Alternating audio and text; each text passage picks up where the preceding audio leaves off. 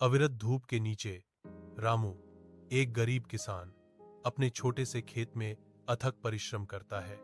प्रत्येक गति उसके संघर्ष का प्रमाण है। पसीने से उसके कपड़े भीग जाते हैं, जो कठिन परिश्रम की निरंतर याद दिलाता है। फिर भी वह अटूट संकल्प के साथ लगा रहता है। सीता आती है, पानी लेकर। उसके कदम सूखी धरती पर हल्के हैं। कठोर परिदृश्य में आशा की किरण। उनकी आंखें मिलती हैं। प्यार और आपसी समर्थन का एक मौन आदान प्रदान, एक गहरा संबंध जो उनकी गरीबी से परे है।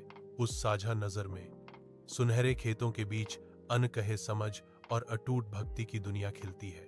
रामू के मिट्टी के घर के धुंधले अंदरूनी हिस्से में एक मामूली रात का खाना साझा किया जाता है।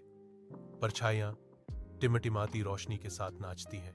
रामू का चेहरा चिंता से भर गया है, क्योंकि वह अपने परिवार को देखता है। एक मौन डर हवा में भारी लटका हुआ है। बच्चे चुपचाप खाते हैं, अपने छोटे से आश्रय पर मंडराते वित्तीय तूफान से अनजान। सीता रामू को देखती है। उसकी आंखें संकल्प और प्यार से भरी हुई हैं, जैसे वह एक दिलासा देने वाला हाथ देती है।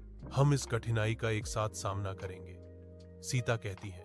उनकी आवाज तनावपूर्ण माहौल में एक कोमल वादा है। साधारण भोजन अनिश्चित भविष्य की एक कठोर याद दिलाता है, उनके संघर्ष का एक शांत प्रतीक। रामू जीवंत अराजकता के बीच अपनी फसलों के लिए उचित मूल्य अर्जित करने की उम्मीद करते हुए हलचल भरे गांव के बाजार में पहुंचता है। विक्रेता जोर जोर से अपने सामान बेचते हैं, क्योंकि रामू व्यापारियों के पास जाता है।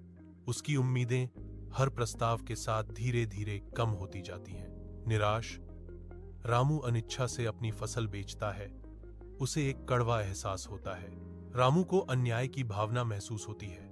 कथाकार कहते हैं, क्योंकि वह गरीब किसानों की दुर्दशा को समझता है।